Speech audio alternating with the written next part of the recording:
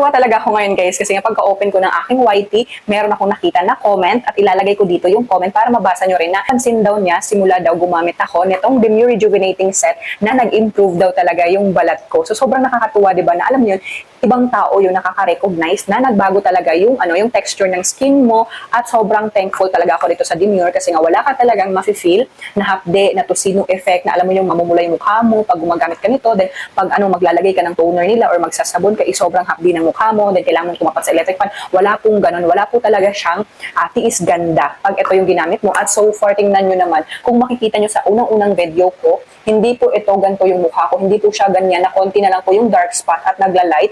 Din dito po talaga, sobrang dami ko dito na pimple marks, pero tingnan nyo, light na po talaga yung ating mga pimple marks po. At wala na po akong pimples na tumutubo simula gumamit ako nito, Demure Rejuvenating Set. Pero hindi na ako nakagamit kasi naubos na siya.